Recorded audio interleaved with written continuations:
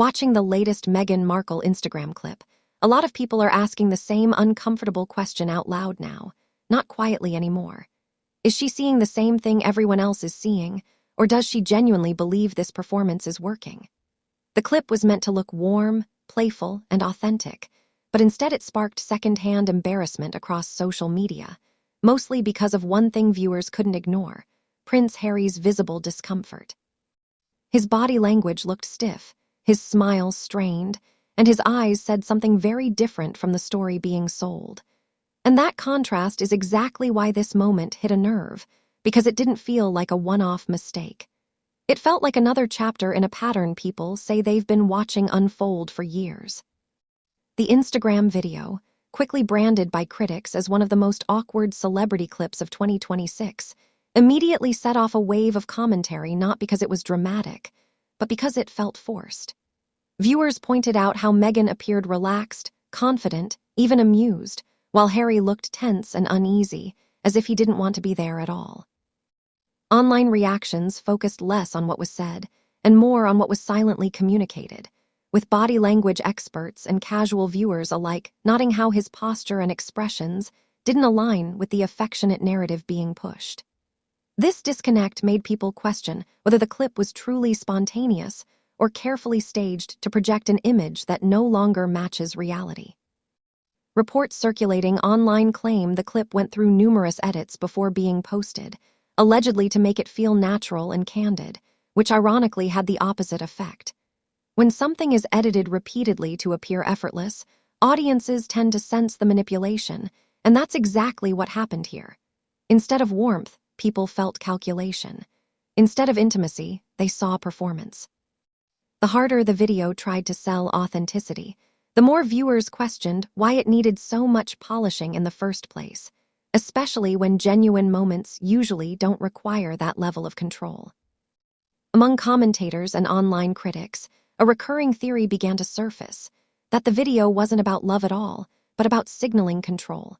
Some speculated the message was "look how happy we are," but rather, "look what I can do," and nothing happens.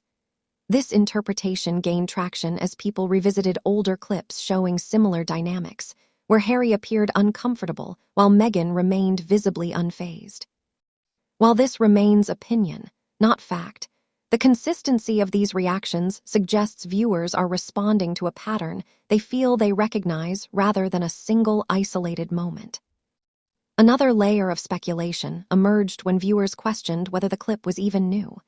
Some online voices suggested it may have been recorded earlier and repurposed to support a current narrative, especially amid persistent rumors about distance and strain in the marriage. While no confirmation exists, the idea resonated with critics who believe recent appearances don't align with the image being presented. Whether true or not, the fact that people are questioning the timeline at all shows how fragile public trust in the narrative has become. For many critics, the turning point remains the Oprah interview, particularly the claim that Meghan and Harry were married 3 days before their public wedding. The issue wasn't romance or privacy, but language. By framing it as an actual marriage rather than a private exchange of vows, the statement carried legal and religious implications that couldn't be ignored.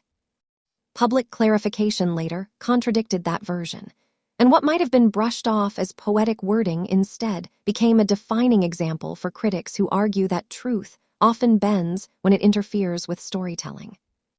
Commentators analyzing that moment argue there are different kinds of untruths, and this one didn't come across as panic or confusion. Instead, they describe it as entitlement, the kind delivered smoothly, confidently, and without fear of consequence. By naming a senior religious figure, the claim forced an institution into damage control, creating a situation where silence implied agreement and correction looked embarrassing. That dynamic, critics argue, is what made the statement feel less like a mistake and more like a calculated narrative move. A recurring criticism is that authority figures and institutions often end up pulled into personal storytelling without consent. In this case, a religious office was placed in the position of publicly correcting a global narrative, not because it wanted to, but because it had no choice.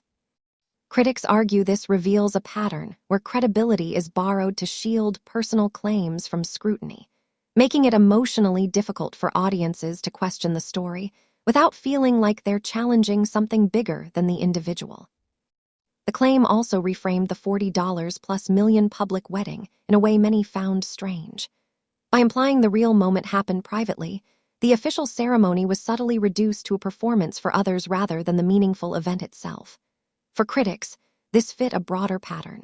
Institutions are embraced when they elevate her image and dismissed when they impose limits. The result is a narrative where public tradition becomes secondary to a personal myth. Many online analysts believe the core issue isn't fame or attention, but myth-making. The goal, they argue, isn't just to be admired, but to be exceptional, misunderstood, and untouchable. Not just a duchess, but the duchess with the secret truth. Not just a public marriage, but a hidden love story that places everyone else on the outside. This desire for myth over reality, critics say, explains why recycled clips, old footage, and fairy tale framing keep resurfacing even when they clash with observable reality. While Meghan appears comfortable in front of the camera, Harry's visible unease has become a focal point of discussion. His expressions, posture, and reactions in multiple appearances suggest reluctance rather than enthusiasm, fueling speculation that he's no longer aligned with the narrative being sold. Some reports claim he prefers engagements without her presence, not out of hostility, but because he appears more relaxed and focused when operating independently. Again, this remains reported observation, not confirmed intent, but it continues to shape public perception.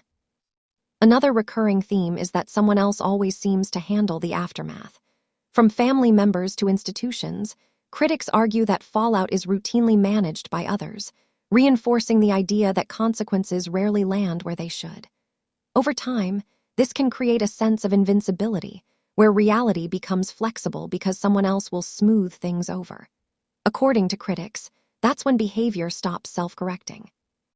This leads to the most unsettling question of all. Is this a lack of awareness, or total awareness paired with confidence that nothing will happen? Many critics believe it's the latter. They argue Meghan knows exactly how her actions are perceived, but continues anyway because history has taught her that backlash fades, narratives shift, and accountability never fully arrives. In that context, what looks like shamelessness may actually be certainty. So when people ask, is she insane, or does she have no shame? Critics would argue the answer is neither. The more uncomfortable possibility is that she sees everything clearly and simply doesn't fear the outcome. As long as others absorb the damage, clean up the contradictions, and bend reality to preserve the story, there's no incentive to stop. And that's why moments like this Instagram clip don't feel accidental to viewers. They feel like proof of a system that keeps rewarding the same behavior over and over again.